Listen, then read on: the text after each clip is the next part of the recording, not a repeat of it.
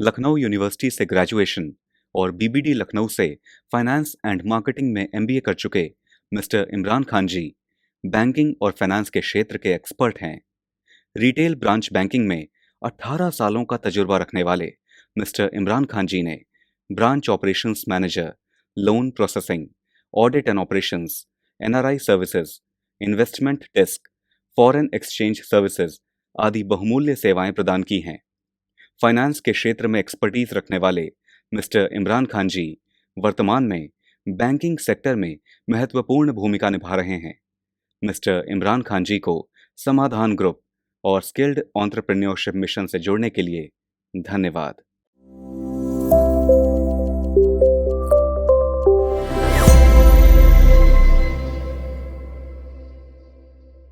Hello viewers,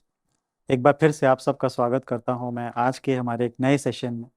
जैसा कि हमारी कोशिश रही है कि हम लोग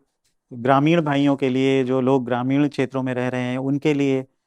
ऐसी स्कीम्स, ऐसी योजनाओं के बारे में हम बात करें, आप तक जानकारी पहुंचाएं, जिससे उनकी इनकम में, उनकी आय में एक इजाफा हो, बढ़ोतरी हो, और उनको जो है अपने जो ट्रेडिशनल फार्मिंग जिस तरह से वो करते आए हैं उसी के साथ साथ वो कुछ और भी कर सकें अपने ही क्षेत्र में रहते हुए, और अपनी आय को बढ़ा सकें। अक्सर हमने देखा है ग्रामीण क्षेत्रों में बहुत सारा पलायन की एक समस्या है, नौजवानों को अपने क्षेत्र को छोड़ के दूसरे राज्यों में, दूसरे शहरों में जाना पड़ता है, और उसका मेन जो रीज़न होता है वो सबसे बड़ा यही होता है कि उनके क्षेत्र में बहुत ज़्यादा बिजनेस अपॉर्चुनिटीज़ नहीं होती हैं, बहुत ज़्यादा रोज़गार की संभावनाएं नहीं होती हैं, जिसकी तलाश में उन्हें अपने गांव को, अपने क्षेत्र को छोड़ के दूसरे शहर में या राज्य में जाना पड़ता है। भारत सरकार की भी इसी दिशा में बहुत सारी योजनाएं काम कर रही हैं, जिससे इस तरह का जो पलायन है उसको रोका जा सके और ग्रामीण क्षेत्रों को और आर्थिक तौर पे और मजबूत किया जा सके, इकोनॉमिक डेवलपमेंट किया जा सके। क्योंकि हमारा देश एक कृषि प्रधान देश है। अगर एग्रीकल्चर, हमारे देश में जो किसान है उसकी आय बढ़ेगी, उसकी इकोनॉमिक डेवलपमेंट होगा, ग्रामीण क्षेत्रों का, रूरल एरियाज़ का इकोनॉमिक डेवलपमेंट होगा, तो ये तय है कि हमारे देश का इकोनॉमिक डेवलपमेंट कोई रोक नहीं सकता। इसी कड़ी में आज हम जिस स्कीम के बारे में, जिस विषय पे हम डिस्कस करने आए हैं, वो है mission for integrated development of horticulture. जी हाँ, हॉर्टिकल्चर क्योंकि एक ऐसा विषय है, एक ऐसा क्षेत्र है जिसमें बहुत ज़्यादा कह सकते हैं कि अपॉर्चुनिटीज़ अवेलेबल हैं, लेकिन हमारे किसान भाई जो ट्रेडिशनल फार्मिंग करते आए हैं, ट्रेडिशनल तरीके से ही फार्मिंग, एग्रीकल्चर में से जुड़े हुए हैं, वो कहीं ना कहीं हॉर्टिकल्चर जैसी एक अपॉर्चुनिटी को मिस कर देते हैं, और एक बहुत बड़ी अपॉर्चुनिटी और एक बहुत बड़ा सोर्स ऑफ इनकम उनसे जो है वो मिस हो जाता है। इसी चीज़ को ध्यान में रखते हुए भारत सरकार की तरफ से हॉर्टिकल्चर को डेवलप करने के लिए, उसको आगे बढ़ाने के लिए स्कीम को लाया गया है। समझते हैं mission for integrated development of horticulture यानी कि MIDH स्कीम क्या है, और मिनिस्ट्री ऑफ एग्रीकल्चर और फार्मर्स वेलफेयर जो वेलफेयर है, ये इस दिशा में क्या कार्य कर रहा है, क्या इसकी जिम्मेदारियां हैं, और ये पूरा मिशन जो है वो किस चीज़ पे केंद्रित है। तो अगर हम इसके इंट्रोडक्शन की बात करें,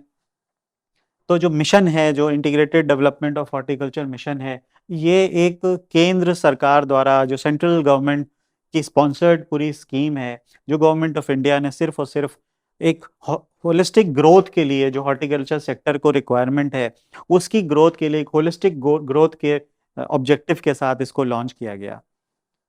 जैसे मैंने कहा कि हॉर्टिकल्चर एक बहुत बड़ी बिजनेस अपॉर्चुनिटी है, जो कहीं ना कहीं पूरी तरह से, पूरी कैपेसिटी के साथ अभी यूटिलाइज नहीं हो पाती है। तो पूरी होलिस्टिक ग्रोथ की रिक्वायरमेंट है। होलिस्टिक ग्रोथ में इंफ्रास्ट्रक्चर डेवलपमेंट भी आ जाएगा, टेक्निकल स्किल्स अपग्रेडेशन भी आ जाएगा, किसानों को या ग्रामीण क्षेत्र के जो लोग हैं उनको मोटिवेट करने के लिए जो भी इंफ्रास्ट्रक्चर डेवलपमेंट या किसी भी तरह की अगर कोई डेवलपमेंट स्कीम चाहिए, तो वो सब एक होलिस्टिक ग्रोथ का पार्ट बनेंगे।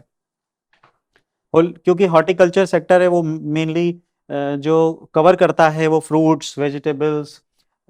इस तरह की जो प्रोडक्ट्स हैं, मशरूम्स हैं या स्पाइसेस हैं। स्पाइसेस का एक बहुत बड़ा नेशनल और इंटरनेशनल लेवल पे मार्केट है, और इंडिया की स्पाइसेस तो वर्ल्ड वाइड फेमस है। इसी तरह फ्लावर्स हैं। आजकल अब फ्लावर्स का चलन जैसे बहुत बढ़ गया है और इनका इस्तेमाल बहुत बढ़ गया है, तो फ्लावर्स का एक अपने आप में बहुत बड़ी अपॉर्चुनिटी है। इसी तरह एरोमेटिक प्लांट्स, क्योंकि कॉस्मेटिक इंडस्ट्री या इस तरह की जो नई नई इंडस्ट्रीज डेवलप हो रही हैं, वहाँ पे इस तरह के प्रोडक्ट्स की बहुत रिक्वायरमेंट है, बहुत डिमांड है। कोकोनट एवरग्रीन एक ऐसा प्रोडक्ट रहा है जो पूरी दुनिया में जिसकी डिमांड है। कैश्यू, कोको एंड बैम्बू, ये प्रोडक्ट्स ऐसे हैं जो पूरे हॉर्टिकल्चर सेक्टर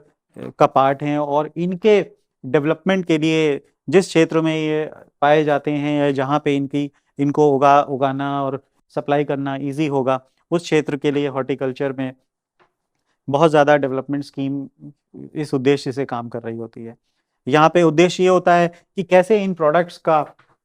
जो प्रोडक्शन है उसको बढ़ाया जाए, उनकी प्रोडक्टिविटी को बढ़ाया जाए, और साथ ही साथ उसकी क्वालिटी को भी, जो क्रॉप की क्वालिटी है उसको भी मेंटेन करा जाए, और बल्कि उसको इंटरनेशनल स्टैंडर्ड्स पे बढ़ाया जाए, ताकि उनके जो किसान हैं, जो हमारे फार्मर्स हैं, वो हॉर्टिकल्चर इंडस्ट्री से अपनी आय को दुगना तीन गुना कर सकें। तो बेसिक ऑब्जेक्टिव यही है कि जब हॉर्टिकल्चर सेक्टर इंक्रीज करेगा, ग्रो करेगा, डेवलपमेंट होगा, तो कहीं ना कहीं जो फार्मर्स हैं उनकी इनकम को एक ग्रोथ मिलेगा, इंक्रीज होगी, उनकी इनकम जो है वो बढ़ेगी। इस दिशा में जो भारत सरकार है, गवर्नमेंट ऑफ इंडिया है, वो लगभग 85%, 85% अपना जो है वो टोटल आउटले होता है जो डेवलपमेंट प्रोग्राम्स का, जितने भी स्टेट्स हैं उसके लिए वो रिजर्व करता है, कंट्रीब्यूट करता है। हालांकि जो नॉर्थ ईस्टर्न स्टेट्स हैं या जो हिमालयन स्टेट्स हैं, वहाँ पे ये 100% एक कंट्रीब्यूशन है, ताकि वहाँ पे जो मार्केटिंग फैसिलिटीज़ हैं, जो कह सकते हैं पोस्ट हार्वेस्ट प्रोसेसिंग होते हैं, जो नई टेक्नोलॉजीज़ को प्रमोट करने के लिए सिस्टम चाहिए, जो एग्जिस्टिंग इंफ्रास्ट्रक्चर को भी बेहतर करना है, या वहाँ पे कैपेसिटी बिल्डिंग करनी है फार्मर्स की, पूरे ओवरऑल जो है हॉर्टिकल्चर सेक्टर है उसकी ओवरऑल ग्रोथ के लिए। तो ऐसे जो नॉर्थ ईस्टर्न रीजन्स हैं या जो हिमालयन रीजन्स हैं, वहाँ पे जो गवर्नमेंट ऑफ इंडिया का जो कंट्रीब्यूशन है वो 100% तक होता है। इसी तरह क्योंकि जैसे मैंने बताया कि पूरे होलिस्टिक ग्रोथ की बात करता है ये सेक्टर, तो यहाँ पे बहुत ज़रूरी होता है कि हम पूरा होलिस्टिक स्ट्रक्चर समझें कि किस तरह का इंफ्रास्ट्रक्चर रिक्वायरमेंट है, किस तरह की वहाँ पे टेक्नोलॉजी की रिक्वायरमेंट है, स्किल अपग्रेडेशन कितना चाहिए फार्मर्स को, ट्रेनिंग कितनी चाहिए, किस तरह के उनको रिसोर्सेज की अवेलेबिलिटी है। और ख़ास तौर पे जो बैम्बू और कोकोनट का सेक्टर है, इसमें एक बहुत बड़ी जो है वो अपॉर्चुनिटी है, और वर्ल्ड वाइड इसकी डिमांड जो कि बढ़ती ही जा रही है। इसी तरह ये मोटिवेट करती है, ये स्कीम का जो ऑब्जेक्टिव है वो कहीं ना कहीं वो ये है कि फार्मर्स को ग्रुप्स में बना के, फार्मर ग्रुप्स को क्रिएट करके, चाहे वो एफआईजीज के फॉर्म में हो, एफपीओज के फॉर्म में हो, फार्मर प्रोड्यूसर ऑर्गेनाइजेशंस के, या एफपीसीज के फॉर्म में हो, किसी भी तरह इनको ग्रुप्स बना के, ग्रुप फार्मिंग या एक तरह का समूह बना के, या इस तरह के जो कनेक्टेड लोग हैं उनका इकोनॉमी के साथ जोड़ा जाए, उनको बेहतर विकल्प प्रोवाइड किए जाएं, ताकि वो इकोनॉमी का एक एक अच्छा कंट्रीब्यूशन उसमें कर सकें। तो फार्मर्स को यहाँ पे बहुत ज़्यादा मोटिवेशन की भी ज़रूरत होती है। इसी तरह हॉर्टिकल्चर प्रोडक्शन को इन्हेंस करना, जो फार्मर्स हैं उनकी इनकम को और उनकी जो न्यूट्रिशनल सिक्योरिटी है प्रोडक्ट्स की, उसको भी जो है मजबूत करना। साथ ही साथ एक सस्टेनेबल इंफ्रास्ट्रक्चर जो कि बहुत ज़रूरी है किसी भी सेक्टर के लिए, खास तौर पे हॉर्टिकल्चर की अगर हम बात करें, तो एक सस्टेनेबल इंफ्रास्ट्रक्चर को डेवलप करना, ये भी इस स्कीम का एक बहुत ही मेन ऑब्जेक्टिव है, और बहुत इस दिशा में जो है वो कार्य किया जाता है।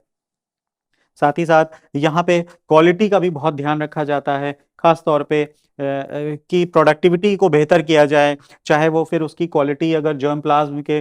को बेहतर बनाने की हो, या प्लांटिंग मटेरियल से संबंधित हो, या फिर जो वाटर है, जो पानी है, उसका इस्तेमाल की एफिशिएंसी को हो, ताकि जैसे माइक्रो इरिगेशन के जिस तरह के मॉडल्स हैं उनको यूज़ करके कि कम से कम पानी में बेहतर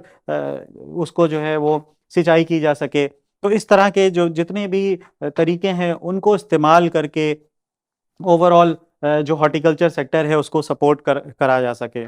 इसके अलावा बहुत ज़रूरी होता है स्किल डेवलपमेंट पे काम करना, क्योंकि स्किल डेवलपमेंट से ही एम्प्लॉयमेंट जनरेशन अपॉर्चुनिटीज़ क्रिएट होती हैं, खासतौर पे हमारे जो रूरल यूथ है उनके लिए। और जब हम हॉर्टिकल्चर की या इस तरह के सेक्टर की बात करते हैं, तो वहाँ पे रूरल यूथ को हमें खास ध्यान रखना पड़ता है कि क्योंकि उनका जो कह सकते हैं कि एजुकेशनल बैकग्राउंड उस लेवल का नहीं होता है कि वो नई टेक्नोलॉजी को ईजिली अडॉप्ट कर पाएँ। तो कहीं ना कहीं वहाँ पे रेगुलर स्किल डेवलपमेंट और इस तरह के ट्रेनिंग प्रोग्राम्स और उसकी बहुत ज़्यादा ज़रूरत होती है। साथ ही साथ ये भी ध्यान रखना होता है कि जो पोस्ट हार्वेस्ट मैनेजमेंट है, जो कोल्ड चेन सप्लाई कर मैनेजमेंट करना है, इन सब चीज़ों के लिए भी स्किल डेवलपमेंट का एक बहुत ज़्यादा रोल होता है और वहाँ पे ट्रेनिंग की एक बहुत ज़्यादा ज़रूरत होती है।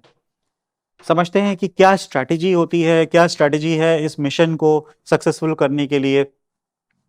तो जो बेसिक स्ट्रैटेजी है वो ये है कि end to end holistic approach रखना। End to end holistic approach में क्या होता है कि हम प्री प्रोडक्शन से लेके वहां से पोस्ट हार्वेस्ट मैनेजमेंट तक या फाइनल उसकी जो प्रोसेसिंग होती है वहां तक पूरा जो होलिस्टिक एक अप्रोच है, end to end holistic solutions उसको प्रोवाइड करना। प्री प्रोडक्शन जो होता है उसके साथ साथ पोस्ट हार्वेस्ट मैनेजमेंट उसका पार्ट होता है, फिर प्रोसेसिंग एंड मार्केटिंग एक बहुत बड़ा रोल होता है। इसी के साथ साथ तो ये जितना भी end to end processes involve हैं उन सब को साथ में लेके चलना और उन सब को एक होलिस्टिक अप्रोच के साथ काम करना। इसके अलावा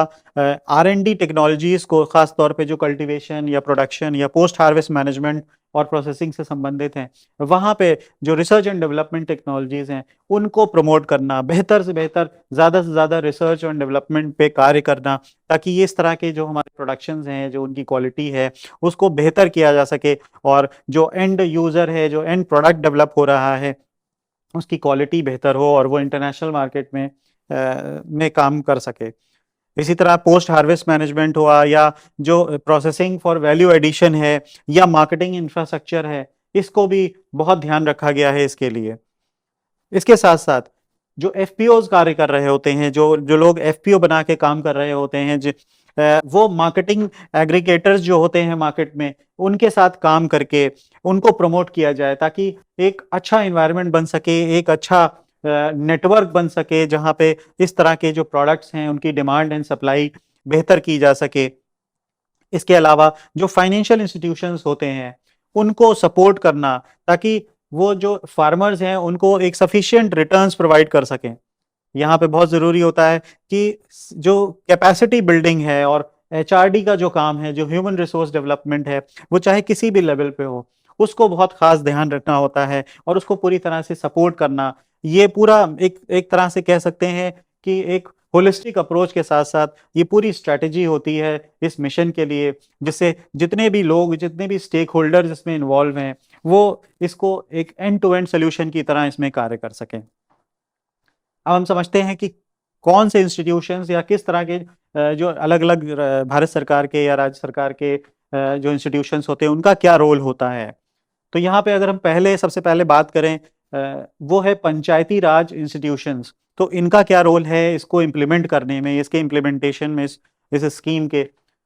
तो जहाँ तक पंचायती राज इंस्टीट्यूशंस की बात है, तो डिस्ट्रिक्ट प्लानिंग कमेटी और पंचायती राज इंस्टीट्यूशन ये इम्प्लीमेंटेशन अथॉरिटी की तरह काम करते हैं इस प्रोग्राम में। उनका ये जिम्मेदारी होती है कि इस स्कीम को जो है वो इम्प्लीमेंट कराया जाए। इसके साथ साथ उन्हें जो भी क्रॉप्स हैं या जो भी ऐसी स्पीशीज हैं उनको डिस्ट्रिक्ट पंचायत के साथ डिस्कशन करके, कंसल्टेशन करके उनको आइडेंटिफाई करना कि कौन सी क्रॉप्स हैं, कौन सी स्पीशीज हैं जहाँ पे इस तरह का जो है जिस पे कार्य करने की ज़रूरत है। साथ ही साथ कहाँ कहाँ ट्रेनिंग की ज़रूरत है, कहाँ अवेयरनेस कैंपेन चलाने की ज़रूरत है, चाहे वो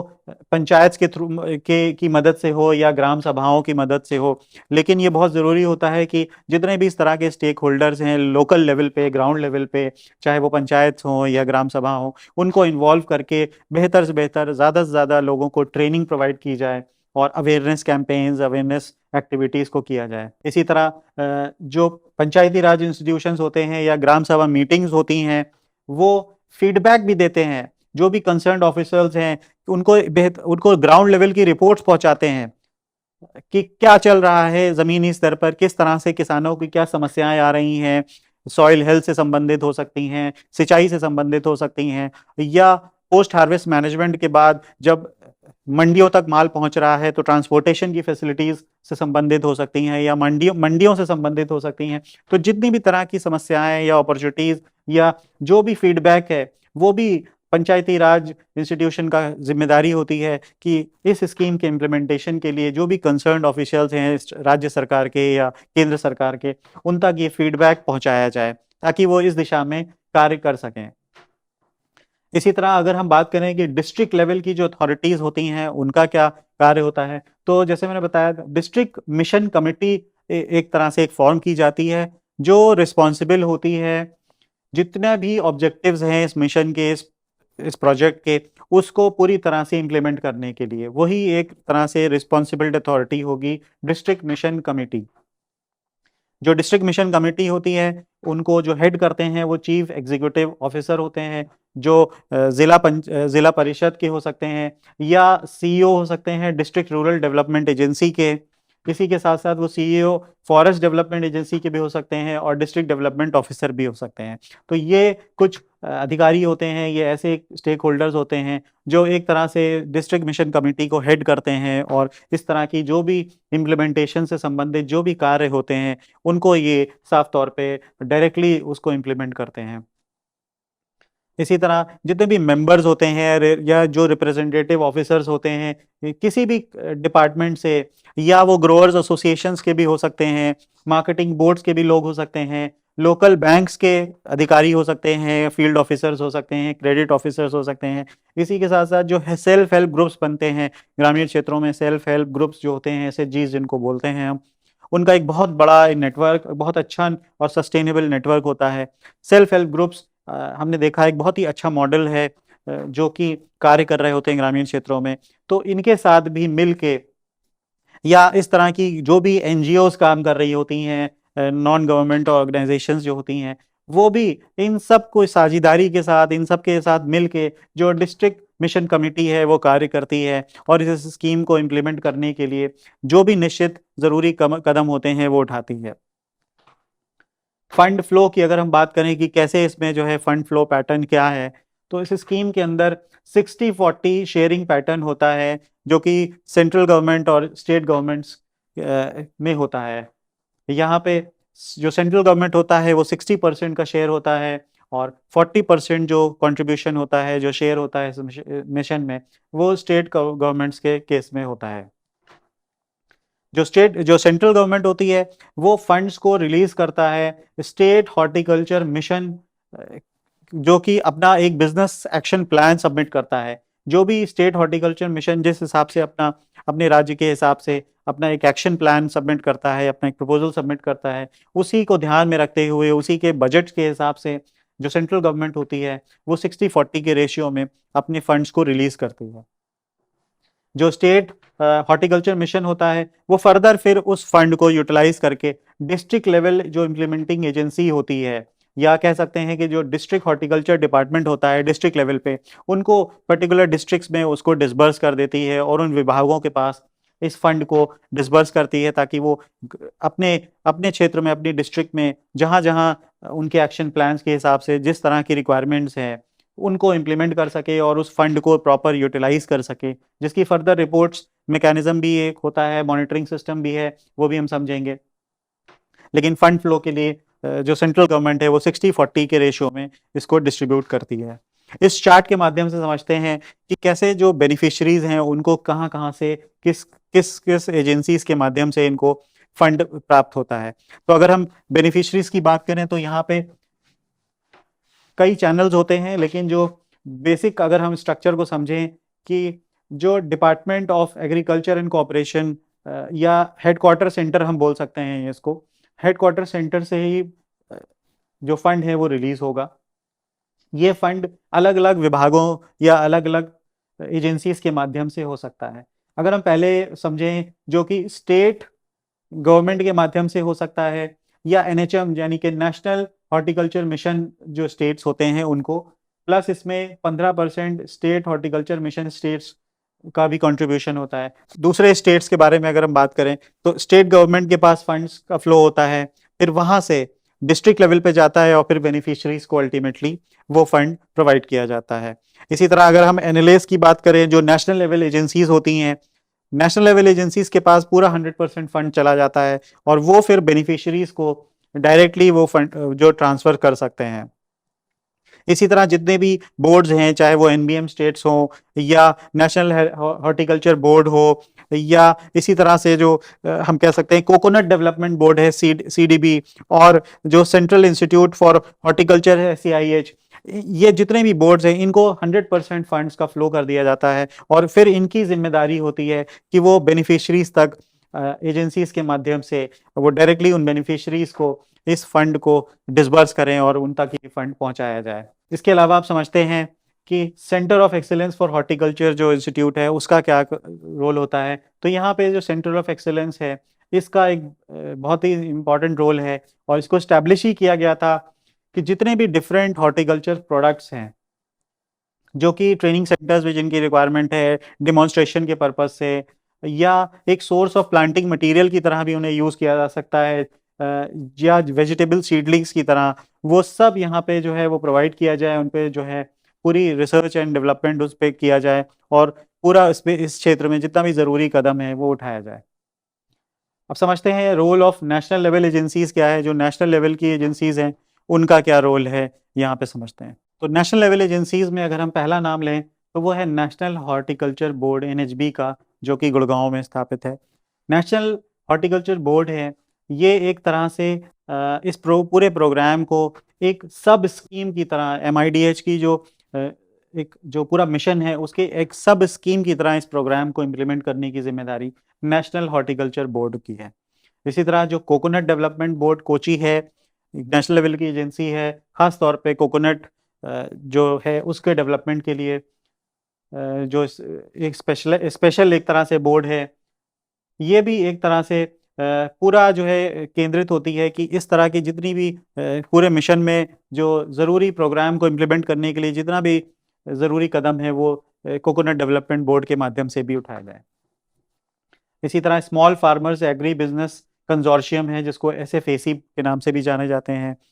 ये भी जो ज़रूरी हैंड होल्डिंग सपोर्ट है, जो ट्रेनिंग है, जो गाइडेंस है, खास तौर पे जो नॉर्थ ईस्ट के रीजन्स हैं और जो हिमालयन स्टेट्स हैं उनको प्रोवाइड करता है। तो SFAC का भी एक रोल है हैंड होल्डिंग का, सपोर्ट करने का, गाइडेंस फैक्टर का। इसके साथ साथ जो directorate of cashew and cocoa development DCD Kochi में स्थापित है, इसका भी एक तरह से रिस्पॉन्सिबिलिटी है कि इस स्कीम को, इस मिशन को इम्प्लीमेंट किया जाए और कोऑर्डिनेशन के साथ मॉनिटरिंग एक्टिविटीज़ के साथ साथ जितना भी प्लांटेशन क्रॉप्स से संबंधित जितना भी रिक्वायरमेंट्स है उसको फुलफिल किया जाए। तो यहाँ पे इसका भी एक बहुत ही अहम रोल होता है नेशनल लेवल पे। इसी तरह directorate of areca nut and spices development जो कि कैलिकट में स्थापित है, उसका भी मेन रिस्पॉन्सिबिलिटी होती है कि वो इम्प्लीमेंटेशन की तरह इसको काम करे और कोऑर्डिनेशन और मॉनिटरिंग के साथ साथ जितना भी अरेका नट डेवलपमेंट या स्पाइसेस या एरोमेटिक प्लांट से संबंधित जितना भी डेवलपमेंट एक्टिविटीज़ हैं उनको ग्रो करने के लिए, उनको डेवलप करने के लिए जिस जिस रीजन्स में जहाँ जहाँ भी, तो इस नेशनल लेवल की इस एजेंसी के माध्यम से उसको इम्प्लीमेंट किया जाता है और इस मिशन को जो है वो आगे बढ़ाया जाता है। इसके साथ साथ national horticulture research and development foundation जो कि नासिक में है, वो भी रिस्पॉन्सिबल है इम्प्लीमेंटेशन प्रोग्राम के लिए, खास तौर पे जो डेवलपमेंट ऑफ वेजिटेबल्स या उनके जो प्रोडक्शन और सप्लाई से संबंधित है और उनकी क्वालिटी ऑफ सीड्स से संबंधित है, वहाँ पे national horticulture research and development जो फाउंडेशन है वो कार्य कर रही होती है इस दिशा में।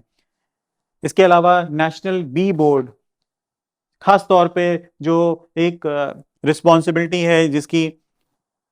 टेक्निकल सपोर्ट प्रोवाइड करना रिलेटेड टू बी कीपिंग। तो बी कीपिंग अपने आप में एक बहुत बड़ा उद्योग है और ग्रामीण क्षेत्रों में बहुत सारे लोग इससे जुड़ सकते हैं, एक अपनी इनकम के लिए एक second source of income create कर सकते हैं। तो यहाँ पे नेशनल बी बोर्ड का एक बहुत ही अहम रोल आता है और वो इस स्कीम को लॉन्च करने के लिए, इस स्कीम के लिए काफ़ी जो है वो हेल्प करते हैं। इसके साथ साथ national seeds corporation new Delhi, ये भी रिस्पॉन्सिबल है खास तौर पे जो supply of good quality seeds की अगर हम बात करें या जो भी प्लांटिंग मटेरियल है तो उसके प्रोडक्शन के लिए और उसकी सप्लाई के लिए जितना भी ज़रूरी कदम है, जितने भी प्रोग्राम्स हैं, उसकी रिस्पॉन्सिबिलिटी एक तरह से नेशनल सीड्स कॉरपोरेशन की होती है। इसके अलावा agriculture and process food product export development authority, APEDA के नाम से इसको जानते हैं, न्यू दिल्ली इसका हेड ऑफिस है। ये मिनिस्ट्री ऑफ कॉमर्स के अंतर्गत आती है और वो इसको सपोर्ट करती है product for promoting development of agri export zones. जो AEZs बनाए जाते हैं तो उनको प्रमोट करने के लिए, उनको ताकि वहाँ पे हॉर्टिकल्चर क्रॉप्स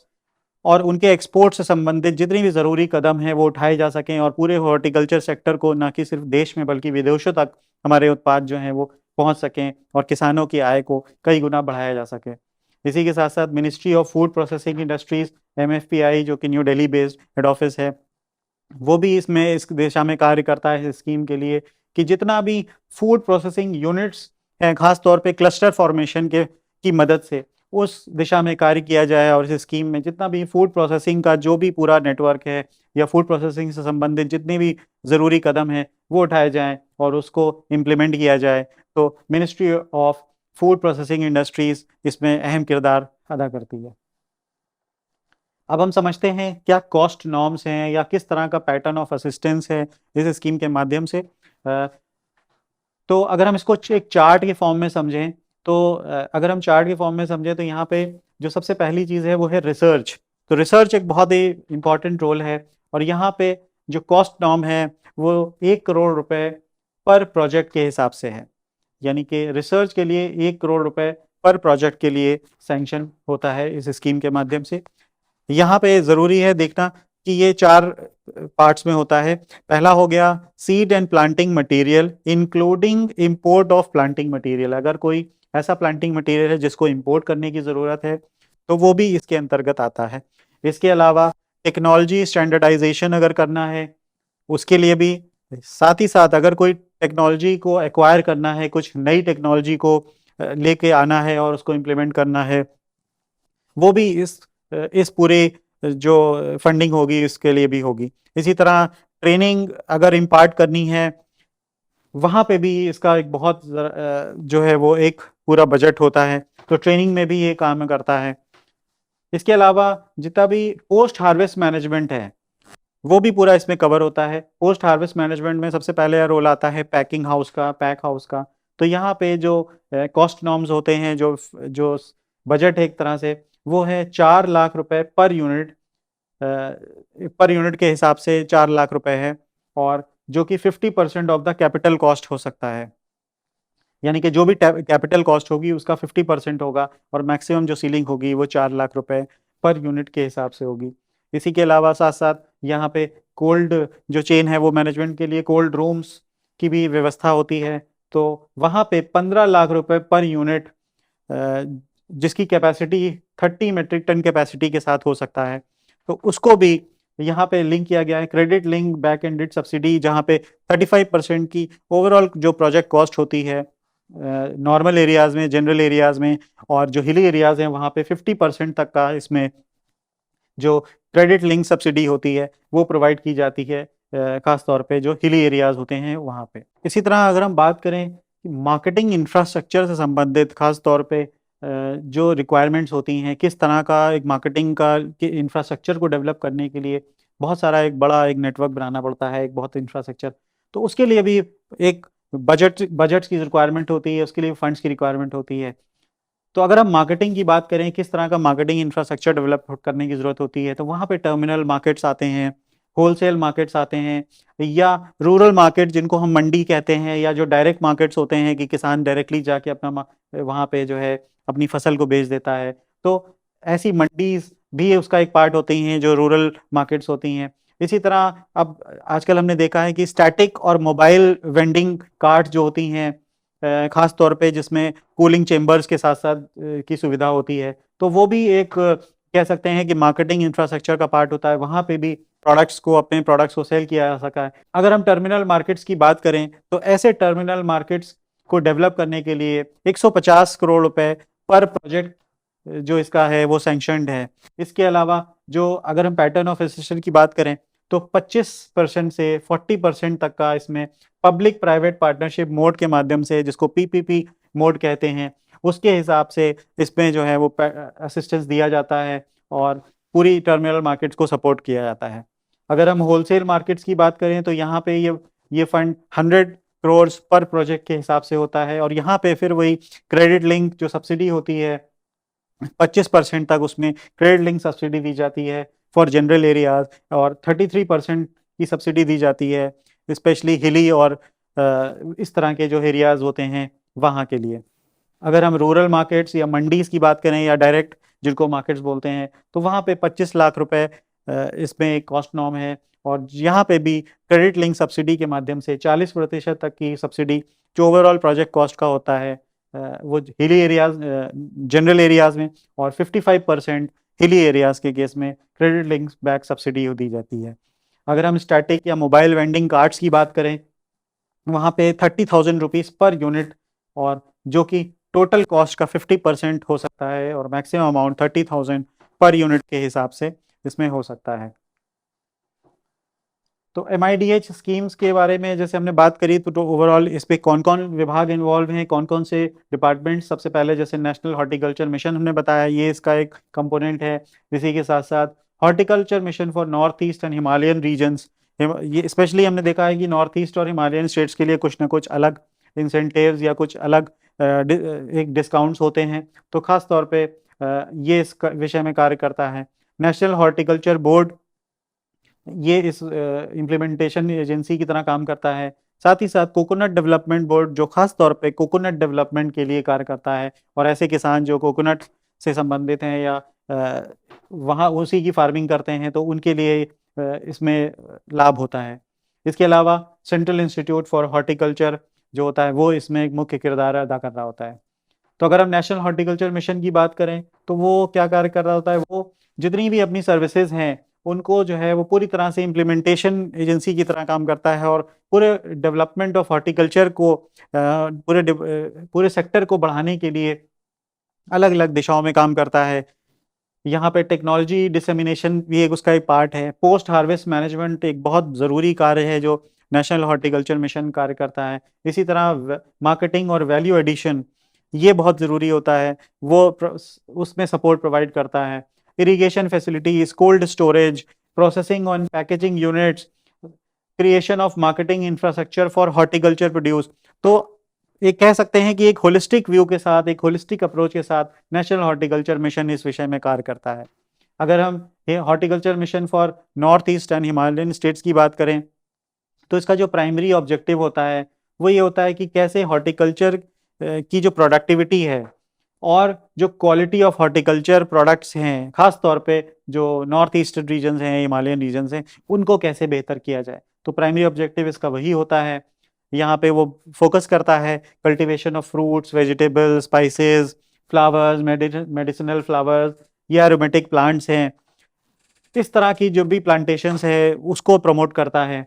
और इस स्कीम के माध्यम से जितना भी फाइनेंशियल या टेक्निकल असिस्टेंस होता है फार्मर्स के लिए या ग्रोअर एंटरप्रेन्योर्स के लिए, या इस तरह की FPOs या ऑर्गेनाइजेशंस हैं जो भी हॉर्टिकल्चर एक्टिविटीज़ में इन्वॉल्व हैं, उनको पूरा फाइनेंशियल और टेक्निकल सपोर्ट भी प्रदान करता है उस क्षेत्र में।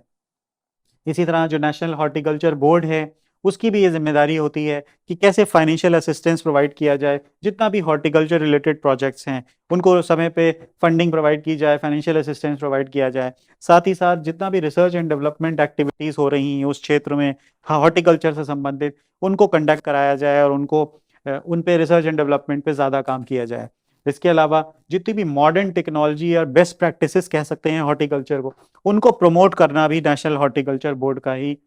जिम्मेदारी होती है। इसके अलावा जो सबसे इम्पॉर्टेंट रोल होता है वो होता है मार्केट इंफॉर्मेशन, और जितना भी मार्केट लिंकेजेस हैं उनको फैसिलिटेट करना, ताकि ओवरऑल जो हॉर्टिकल्चर का प्रोड्यूस है वो कहीं ना कहीं समय पे उसकी एक डिमांड और सप्लाई का जो पूरा प्रॉपर मैनेजमेंट है वो हैंडल किया जा सके। और यहाँ पे बहुत ज़रूरी होता है कि जितना भी ट्रेनिंग और कैपेसिटी बिल्डिंग की जा सके, जितना भी स्टेक होल्डर्स हैं इस हॉर्टिकल्चर सेक्टर में, उन सब की कैपेसिटी बिल्डिंग और ट्रेनिंग पे बहुत विशेष ध्यान देते हुए इस पूरी स्कीम को, पूरे मिशन को जो है वो नेशनल हॉर्टिकल्चर बोर्ड आगे लेके चलता है। अगर हम कोकोनट डेवलपमेंट बोर्ड की बात करें, तो क्योंकि ये खास तौर पे कोकोनट के डेवलपमेंट के लिए कार्य कर रहा होता है, तो ये एक तरह से एक स्टैट्यूटरी बॉडी भी कह सकते हैं। Ministry of agriculture and farmers जो वेलफेयर गवर्नमेंट ऑफ इंडिया का विभाग है, उसकी एक स्टैट्यूटरी बॉडी की तरह काम करता है ये कोकोनट डेवलपमेंट बोर्ड। और ये ओवरऑल डेवलपमेंट की बात करता है कि देश में जितना भी कोकोनट इंडस्ट्री है उसको पूरा एक ओवरऑल डेवलपमेंट हो सके, क्योंकि कोकोनट एक ऐसा आज की डेट में प्रोडक्ट है जो पूरी दुनिया में जिसकी डिमांड है और बढ़ती ही जा रही है। इसी तरह जितना भी कोकोनट प्रोडक्शन है उसको कैसे बढ़ाया जा सके, कैसे प्रोडक्टिविटी को बढ़ाया जा सके और एक वैल्यू एडिशन सिस्टम क्रिएट किया जा सके। बोर्ड ये भी देखता है कि जितना भी इम्प्लीमेंटेशन है इस स्कीम के लिए, इस प्रोग्राम के लिए, चाहे वो रिसर्च एंड डेवलपमेंट से संबंधित हो, चाहे वो टेक्नोलॉजी ट्रांसफ़र से संबंधित हो, टेक्नोलॉजी एक्सटेंशन हो या मार्केट प्रमोशन हो, उन सब कार्यों में जो भी अपॉर्चुनिटीज़ हैं या जो भी चैलेंजेस हैं उनको भी कोकोनट डेवलपमेंट बोर्ड उन पे भी खास ध्यान देता है। और साथ ही साथ जितना भी फाइनेंशियल और टेक्निकल असिस्टेंस है, जितने भी हमारे ऐसे फार्मर्स हैं या फार्मर ग्रोअर्स एसोसिएशंस हैं, एंटरप्रेन्योर्स हैं या जो भी इस तरह की ऑर्गेनाइजेशंस हैं, उन सब को प्रमोट करना, उनको फाइनेंशियल और टेक्निकल सपोर्ट प्रोवाइड करना ताकि वो बेहतर तरीके से इस पूरे मिशन में भागीदारी कर सकें और इस मिशन को आगे बढ़ सकें। इसी तरह जो सेंट्रल इंस्टीट्यूट फॉर हॉर्टिकल्चर है, वो भी उसकी भी एक बेसिक जिम्मेदारी है कि कैसे रिसर्च एंड डेवलपमेंट के क्षेत्र में, रिसर्च और एजुकेशन के क्षेत्र में कैसे हॉर्टिकल्चर को खास तौर पे फ्रूट्स, वेजिटेबल्स या जो ऑर्नामेंटल क्रॉप्स हैं, मेडिसिनल एंड एरोमेटिक प्लांट्स हैं या जो इस तरह के प्लांटेशन क्रॉप्स हैं, उनके लिए बेहतर से बेहतर रिसर्च करी जाए और ज़्यादा से ज़्यादा कैंपेन चलाए जाएँ, एजुकेशन मॉडल्स निकाले जाएँ। तो सेंट्रल इंस्टीट्यूट फॉर हॉर्टिकल्चर इस विषय में ज़्यादा कार्य करता है। इसी तरह जितना भी ट्रेनिंग की रिक्वायरमेंट्स है फार्मर्स को या एंटरप्रेन्योर्स को या इस तरह के जितने भी स्टेक होल्डर्स हैं, जो भी लोग इसमें कार्य कर रहे हैं, उनको लेटेस्ट टेक्नोलॉजीज़ से इंट्रोड्यूस कराना और कैसे उनको उस टेक्नोलॉजीज़ के माध्यम से वो कैसे अपनी प्रोडक्टिविटी को बढ़ा सकते हैं। तो इस तरह की जितनी भी ट्रेनिंग मटीरियल्स होते हैं या ट्रेनिंग के प्रोग्राम्स होते हैं, वो सब सेंट्रल इंस्टीट्यूट फॉर हॉर्टिकल्चर का ही एक तरह से ज़रूरत होती है। अगर हम इस स्कीम से संबंधित अगर हम वेबसाइट की बात करें या लिंक की बात करें तो बहुत आसान है, midh.gov.in। जैसा कि हम सब जानते हैं कि हमारे लिए पोल्यूशन एक बहुत बड़ी एक समस्या है और पूरे विश्व में पोल्यूशन को दूर करने के लिए बहुत सारे कंट्री लेवल पे कह सकते हैं बहुत बड़े-बड़े योजनाएं, बहुत बड़ी स्कीम्स काम कर रही हैं। पोल्यूशन की जो सबसे बेसिक कह सकते हैं एक वजह है, वो है जितना भी हम ईंधन इस्तेमाल कर रहे हैं, जितना भी हम फ्यूल इस्तेमाल कर रहे हैं, वो कहीं न कहीं जब इस्तेमाल होता है तो वो एक वातावरण को पोल्यूटेड करता है। सोचिए अगर हम इस फ्यूल को ऐसी चीज़ से रिप्लेस कर दें जहाँ पे पोल्यूशन ख़त्म होने की पूरी संभावना हो, जिससे पोल्यूशन ही ज़्यादा ना हो, तो कितना अच्छा होगा। जिस रफ़्तार से गाड़ियों का इस्तेमाल, जिस रफ़्तार से टेक्नोलॉजी का इस्तेमाल बढ़ रहा है, कहीं न कहीं जो फ्यूल है, जो ट्रेडिशनल एक तरह से जो क्रूड ऑयल से या पेट्रोलियम प्रोडक्ट्स की जिस तरह से इस्तेमाल हो रहे हैं, तो ये पोल्यूशन में एक बहुत बड़ा जो है वो रोल अदा कर रहे हैं। भारत सरकार ने भी इस विषय को गंभीरता से लिया है और एक अल्टरनेटिव तलाश करने की ज़रूरत थी। उस अल्टरनेटिव को तलाश करा गया कंप्रेस्ड बायोगैस के फॉर्म में। जी हाँ, आज हम जिस विषय पे बात करने जा रहे हैं वो बहुत ही ज़रूरी है। एक ज़िम्मेदार नागरिक के हैसियत से भी हमारी ये बहुत बड़ी ज़िम्मेदारी है कि हम अपने आस-पास पॉल्यूशन को कम से कम करने की कोशिश करें। आइए समझते हैं आज क्या है कंप्रेस्ड बायोगैस और कैसे ये हमारे वातावरण को संभालता है या कह सकते हैं कि वातावरण में पोल्यूशन को ख़त्म करने में मदद करता है। तो समझते हैं आज की हमारी स्कीम जो कि है सतत स्कीम ऑन कंप्रेस्ड बायोगैस। आइए समझते हैं इसके बारे में, क्या है ये स्कीम और कैसे ये पोल्यूशन को कंट्रोल करने में या जितना भी पेट्रोलियम के प्रोडक्ट्स हैं उनको एक अल्टरनेट फॉर्म में हमें प्रोवाइड करता है। तो वर्ष 2018 1 अक्टूबर में जो पेट्रोलियम एंड नेचुरल गैस के मिनिस्टर हैं, उन्होंने इस स्कीम को लॉन्च किया गया कि कैसे कंप्रेस्ड बायोगैस यानी कि सीबीजी को इस्तेमाल में लाया जाए और सीबीजी जो कंप्रेस्ड बायोगैस है उसको बेहतर तरीके से और ज़्यादा तरीके से उसको इस्तेमाल किया जाए। यहाँ पे गवर्नमेंट ने बहुत सारे इनिशिएटिव्स लिए हैं इस सीबीजी या कंप्रेस्ड बायोगैस का जो मिशन है उसको आगे बढ़ाने के लिए कि इसको एक एक एक ऑल्टरनेट फ्यूल की तरह यूज़ किया जाए, क्योंकि ये बहुत ही इनएक्सपेंसिव है, बहुत ही साफ़ सुथरा है, क्लीन एक तरह से कह सकते हैं क्लीन प्रोडक्ट है, क्लीन उत्पाद है और इसकी जो कैलोरीफिक वैल्यू है वो बहुत हाई है। तो अपने आप में इसमें बहुत सारे फ़ायदे हैं। बायोगैस एक अपने आप में एक बहुत अच्छी चीज़ है तो कंप्रेस्ड बायोगैस को इस्तेमाल करके एक ऑल्टरनेट तैयार किया गया है ताकि हमारा जितना भी पोल्यूशन है उसको कंट्रोल किया जा सके और लो कॉस्ट मॉडल पे इसमें ज़्यादा से ज़्यादा फ़ायदा उठा सके। अगर हम इसके ऑब्जेक्टिव्स की बात करें कि इस स्कीम के माध्यम से क्या ऑब्जेक्टिव्स अचीव होते हैं, तो सबसे पहला जो ऑब्जेक्टिव है वो हमारी डिपेंडेंसी, जितना भी फ्यूल इंपोर्ट्स हम कर रहे हैं दूसरे देशों से, हम लोग जितना भी क्रूड ऑयल इंपोर्ट कर रहे हैं या नेचुरल गैसेस इंपोर्ट कर रहे हैं, तो कहीं ना कहीं वो एक बहुत बड़ी डिपेंडेंसी है हमारी दूसरे देशों के ऊपर या उनकी सप्लाई के ऊपर, और जितने भी हम इंपोर्ट्स कर रहे हैं। क्योंकि हम अगर कंप्रेस्ड बायोगैस अपने देश में ही तैयार करेंगे तो हमारी जो डिपेंडेंसी है दूसरे देशों के ऊपर वो बहुत ज़्यादा कम हो जाएगी। तो ये अपने आप में एक बहुत बड़ा, कह सकते हैं, एक ऑब्जेक्टिव है। इसके साथ साथ जितना भी हम गार्बेज है हमारे देश में, गार्बेज अपने आप में एक बहुत बड़ी समस्या है। तो एक अनुमान के हिसाब से देखा गया कि लगभग 62 मिलियन मेट्रिक टन्स, जी हाँ, ये अपने आप में कई पहाड़ों के बराबर होगा, 62 मिलियन मेट्रिक टन्स का जो गार्बेज है वो प्रति वर्ष हर साल इसमें इस्तेमाल किया जा सकता है, और इसको हम कन्वर्ट कर सकते हैं कंप्रेस्ड बायोगैस में, जिसको हम फर्दर यूज कर सकते हैं अपनी रोजमर्रा की जिंदगी में। कितना बड़ा एक पोल्यूशन को, एनवायरनमेंट को हम सपोर्ट करेंगे अगर हम इतना गार्बेज हर साल रिसाइकिल कर लेंगे, उसको एक गैस के फॉर्म में, उस एनर्जी के फॉर्म में कन्वर्ट कर लेंगे और रोज़मर्रा की ज़िंदगी में हम उसको यूटिलाइज कर पाएंगे। तो अपने आप में एक बहुत बड़ा अमाउंट है, एक बहुत बड़ा कह सकते हैं, ये एक बहुत बड़ा योगदान होगा। इसी के साथ साथ यहाँ पे देखने को मिलेगा कि बहुत सारी एक जॉब क्रिएशंस आएंगी, एम्प्लॉयमेंट अपॉर्चुनिटीज जनरेट होंगी, खास तौर पे हमारे देश में जहाँ पे एम्प्लॉयमेंट जनरेशन, एम्प्लॉयमेंट एक बहुत बड़ा मुद्दा है, एक बहुत बड़ी समस्या है। वहाँ पे एक नया, एक कह सकते हैं, सेक्टर जनरेट हो रहा है जहाँ पे बहुत सारी एम्प्लॉयमेंट अपॉर्चुनिटीज भी क्रिएट होंगी। तो अपने आप में एक बहुत अहम चीज को ये सपोर्ट कर रहा है। इसके अलावा जो एक डायरेक्ट इसका बेनिफिट मिलता है वो कहीं ना कहीं जितना भी ऑटोमोबाइल एमिशंस होता है या जो डेंजरस पॉल्यूटेंट्स निकल के हमारे इन्वायरमेंट में मिल जाते हैं, जो कि एग्रीकल्चर वेस्ट कंबशन की वजह से निकलते हैं, तो उनको भी ये बहुत हद तक कम कम कर देता है। क्योंकि जितना भी हमारा एग्रीकल्चर वेस्ट होता है उसको भी हम बायोगैस में कन्वर्ट करते हैं, और क्योंकि हम बायोगैस को ऑटोमोबाइल्स में यूज़ करेंगे तो कहीं ना कहीं ये एमिशंस को भी कम करेगा और एक ऑल्टरनेट फ्यूल की तरह ये सपोर्ट करेगा। तो ये बहुत ज़रूरी, एक कह सकते हैं कि बहुत इसमें फ़ायदे हैं और बहुत ही वातावरण को ये सपोर्ट करने के लिए ये कार्य करता है। इसके अलावा इस स्कीम की अगर कैरेक्टरिस्टिक्स की बात करें तो ये बहुत ही इम्पॉर्टेंट रोल प्ले करता है एक सस्टेनेबल फ्यूचर के लिए, जो कि कह सकते हैं जितने भी कार ओनर्स हैं या बिजनेस ओनर्स हैं या फार्मर्स हैं उनके लिए एक ऑल्टरनेट तला देता है और एक बहुत ही सस्टेनेबल प्रोडक्ट तैयार करता है। यहीं पे जो इतना भी अर्बन पॉल्यूशन लेवल्स हैं उनको बहुत कम करता है और उनको बहुत ही नीचे स्तर तक ले जा सकता है। जितना भी बर्निंग या कार्बन एमिशंस है उनको बहुत ज़्यादा कंट्रोल करता है। इसके अलावा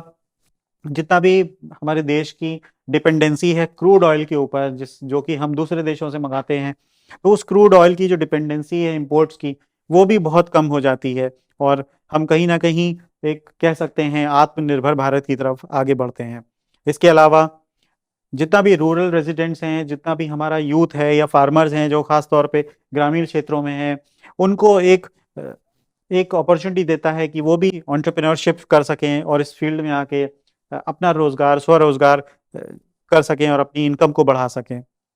इसके अलावा जितना भी म्यूनिसिपल गार्बेज होता है उसको भी एफिशिएंटली डिस्पोज करना और उसको ट्रीट करना और उसको पूरा जो वेस्ट मैनेजमेंट है उसको भी यूज करना अपने आप में एक बहुत बड़ी समस्या रही है। उस समस्या को भी ये काफी हद तक सपोर्ट करती है स्कीम और उसको हेल्प करती है। इसके अलावा जितना भी हमारा फर्मेंटेड ऑर्गेनिक मैन्योर निकलता है हमारे ग्रामीण क्षेत्रों में, उसको हम यूज कर सकते हैं एक अपनी ऑर्गेनिक फार्मिंग के पर्पज से, ऑर्गेनिक एग्रीकल्चर को प्रमोट करने के लिए। इस तरह का जो कंप्रेस्ड बायोगैस प्लांट्स लगा के वहाँ पे जितना भी ये फर्मेंटेड ऑर्गेनिक मैन्योर प्रोड्यूस होगा उनको हम एग्रीकल्चर में, ऑर्गेनिक एग्रीकल्चर के लिए यूज कर सकते हैं। यहाँ पे एंटरप्रेन्योरशिप को भी डेवलपमेंट मिलता है सीबीजी फैसिलिटीज क्रिएट करके, जितना भी कंप्रेस्ड बायोगैस फैसिलिटीज सेंटर्स होते हैं उनको सेटअप करके एक एंटरप्रेन्योरशिप की भी यहाँ पे एक बेनिफिट मिलता है। तो हमारे देश में एंटरप्रेन्योरशिप को भी इसको बढ़ावा मिलता है। साथ ही साथ जितनी भी ऑयल मार्केटिंग कंपनीज होती हैं उनको हम ये सीबीजीज जो होती हैं वो सेल कर सकते हैं, जैसे इंडियन ऑयल है, एचपीसीएल है, बीपीसीएल है। इस तरह की जितनी भी ऑयल मार्केटिंग कंपनीज हैं इनको ये सीबीजीज अपने प्रोड्यूस जो हैं वो डिस्ट्रीब्यूट कर सकते हैं, और उनके माध्यम से जितना भी ऑटोमोटिव सेक्टर है या जो इंडस्ट्रियल फ्यूल्स हैं वहाँ पे इनको सेल किया जा सकता है इन ऑयल मार्केटिंग कंपनीज के माध्यम से। तो इसका एम क्या है, इस एम समझते हैं। पहले तो जो सबसे बेसिक एम है वो है कंट्री की जो डिपेंडेंसी है क्रूड ऑयल पे इंपोर्ट्स के थ्रू उसको कम करना। इसके अलावा जितना भी वेहिकुलर एमिशंस है उसको कम करना, क्योंकि जितने भी हमारे वेहिकुलर एमिशंस है वो दिन ब दिन बढ़ता जा रहा है। साल दर साल हम देखते हैं कि इसका जो पोल्यूशन लेवल है या जो हमारा एयर पोल्यूशन इंडेक्स है वो बढ़ता जा रहा है। तो कहीं ना कहीं इसको भी रिड्यूस करने में बहुत ज़्यादा रोल प्ले करता है। इसी के साथ साथ जितने भी हमारे फार्मर्स हैं उनको एक बेनिफिट मिलता है, एक अपॉर्चुनिटी मिलती है, एक एवेन्यू क्रिएट होता है कि वो अपनी इनकम को एडिशनल इनकम की तरह इसको यूज़ कर सकें, और यहाँ पे वो अपनी एक एडिशनल इनकम भी क्रिएट कर सकें। इसके अलावा ये प्रमोट करता है रिन्यूएबल एनर्जी और उसके सोर्सेस को एम्प्लॉयमेंट जनरेशन के लिए। तो एम्प्लॉयमेंट जनरेशन भी एक बहुत बड़ा सपोर्ट सिस्टम है यहाँ पे इस स्कीम के माध्यम से, खास तौर पे हमारे रूरल एरियाज़ में जहाँ पे इस तरह के जो सीबीजी प्रोडक्शन प्लांट्स हैं उनको सेटअप किया जाए, ताकि जो वहाँ का लोकल लेवल के जितने भी उस क्षेत्र में जो हमारे नौजवान हैं, जो यूथ हैं, उनको अपने ही क्षेत्र में एम्प्लॉयमेंट अपॉर्चुनिटीज़ मिल सकें और वो अपने लिए रोज़गार सुनिश्चित कर सकें। कंप्रेस्ड बायोगैस किस तरह से काम करता है, क्या उसकी कंपोजिशन है? तो जो कंप्रेस्ड बायोगैस है वो मेनली मीथेन से बनता है, यानी कि उसमें 90% या उससे ज़्यादा जो गैस होती है वो कह सकते हैं जो कंपोनेंट होता है वो मीथेन होता है। इसके अलावा जो अदर गैसेस होती हैं जैसे कि कार्बन डाइऑक्साइड वो लगभग 4% या उससे कम हो सकती हैं। तो जो बेसिक कंपोनेंट है अगर हम बात करें जो कंप्रेस्ड बायोगैस का है वो है मीथेन। यहाँ पे जो सीबीजी है वो प्रोड्यूस कैसे किया जाता है, तो जितना भी एरोबिक डाइजेशन होता है बायोमास या वेस्ट सोर्सेज से, जो कि एग्रीकल्चर रेसिड्यू के माध्यम से भी हो सकता है, कैटल डंग हो सकता है, शुगर केन प्रेस मड हो सकता है, या म्यूनिसिपल सॉलिड वेस्ट एक बहुत बड़ा जो प्रॉब्लम भी है अपने आप में, सीवेज ट्रीटमेंट प्लांट का जो वेस्ट होता है। तो ये जितना भी वेस्ट मटेरियल होता है उससे ये एनारोबिक डाइजेशन के माध्यम से सीबीजी को प्रोड्यूस किया जाता है। इसके अलावा बायोगैस जो होती है वो प्यूरिफाई भी की जा सकती है जब इसमें से हाइड्रोजन सल्फाइड को निकाला जाता है और कार्बन डाइऑक्साइड की जो मात्रा होती है, साथ ही साथ जितना भी इसमें भाप होता है, वाटर वेपर्स होते हैं, उस सब के बाद इसको एक प्यूरिफाइड गैस के फॉर्म में कन्वर्ट कर दिया जाता है, जिसमें जो मीथेन का कंटेंट होता है वो 90% से ज़्यादा होता है। और फिर उसके बाद इसको जो कैस्केड्स होते हैं, जो एक तरह से बड़े बड़े सिलेंडर्स कह सकते हैं जिनमें बहुत प्रेशर के साथ हाई प्रेशर सिलेंडर्स होते हैं, उनके अंदर इनको फिल कर दिया जाता है और इनको कंप्रेस्ड करके एक बायोगैस की तरह जो है वो तैयार कर लिया जाता है। तो जितनी भी ये गैस तैयार की जाती है उसमें हम इसको प्योरीफाई करते हैं हाइड्रोजन सल्फाइड कार्बन डाइऑक्साइड को निकालने के बाद, और इस तरह के कैस्केड्स के अंदर उनको फिल करके उनको कंप्रेस करके रखा जाता है और फिर इनको यूज़ किया जाता है। स्कीम के इम्प्लीमेंटेशन की अगर हम बात करें तो कैसे ये क्या प्रोसेस है, क्या स्टेप्स हैं, इसमें इम्प्लीमेंटेशन कैसे किया जाता है। तो सबसे पहले तो जो पहला स्टेप होता है वो होता है identification of potential sites for CBG plants, कि ये सीबीजी प्लांट्स जो होंगे वो कहाँ पे लगाए जाएं। पहले तो उनको आइडेंटिफाई करना भी ज़रूरी होता है। अगर हमने जगह आइडेंटिफाई कर ली, एरिया आइडेंटिफाई कर लिया कि ये एरिया या ये पर्टिकुलर रीजन जहाँ पे इजी अवेलेबिलिटी होगी, जो बायोमास फीड स्टॉक है, ट्रांसपोर्टेशन की सहूलियत होगी, ट्रांसपोर्टेशन रूट्स अच्छे हैं, या वहाँ पे सीबीजी प्लांट की जो उस एरिया में डिमांड है, तो इन फैक्टर्स के बेसिस पे सबसे पहले आइडेंटिफाई किया जाता है उस साइट को। एक बार वो साइट आइडेंटिफाई हो जाती है उसके बाद फिर वो वहाँ पे अप्रूवल और फंडिंग के लिए बात होती है। तो जब फाइट्स हो जाती है फाइनलाइज, तो गवर्नमेंट के लिए की तरफ वो जो प्रोजेक्ट होता है उसको अप्रूवल के लिए और फंडिंग के लिए फिर वो प्रपोजल भेज दिया जाता है। गवर्नमेंट जो होती है वो पूरा फाइनेंशियल सपोर्ट प्रोवाइड करती है इस तरह के सीबीजी प्लांट्स को सेटअप करने के लिए, और जो भी इसमें प्रक्रिया होती है उसको वो पूरा करती है। इसके अलावा जो तीसरा स्टेप आता है वो होता है कंस्ट्रक्शन ऑफ सीबीजी प्लांट्स। फिर उस प्लांट को कंस्ट्रक्ट किया जाता है और वहाँ पे सीबीजी प्लांट के लिए जितना भी ज़रूरी इक्विपमेंट्स होता है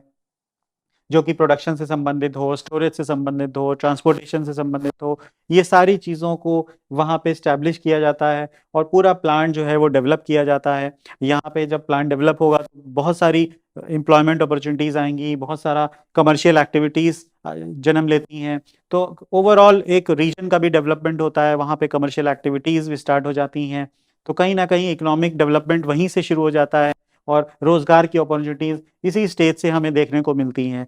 तो थर्ड स्टेज में ही हमें देखने को मिलता है कि एम्प्लॉयमेंट अपॉर्चुनिटीज़ जनरेट होना शुरू हो जाती हैं। उसके बाद प्लांट जब पूरी तरह से तैयार हो जाता है, स्टैब्लिश कर दिया जाता है, फिर वो अपना ऑपरेशन शुरू करता है और रेगुलर जो मेंटेनेंस पार्ट होते हैं वो जो भी प्रोजेक्ट ओनर होते हैं वो उसको ऑपरेट करते हैं और पूरा मेंटेन करते हैं। यहाँ पे वो एक ऑपरेटर्स की भी मदद ले सकते हैं, एक अपॉइंट कर सकते हैं जो कि गवर्नमेंट द्वारा जो है वो अपॉइंट किया जाता है, ताकि उसी की जिम्मेदारी होगी इस पूरे प्लांट को सक्सेसफुली ऑपरेट करना और उसको मेंटेन करना। यहाँ पे बहुत ज़रूरी होता है कि जितने भी सेफ्टी और इन्वायरमेंटल रेगुलेशंस हैं वो उन सब को जो है पूरी तरह से 100% कंप्लायंस किया जाए, और जितने भी क्वालिटी स्टैंडर्ड्स रखे गए हैं गवर्नमेंट ऑफ इंडिया की तरफ से उन सब को मेंटेन किया जाए, उनको उनको रखा जाए ध्यान में, और कोई भी डेविएशन ना किया जाए। इसके अलावा जब पूरा ऑपरेशंस हो जाएगा, बायोगैस प्रोड्यूस हो गई, तैयार हो गई,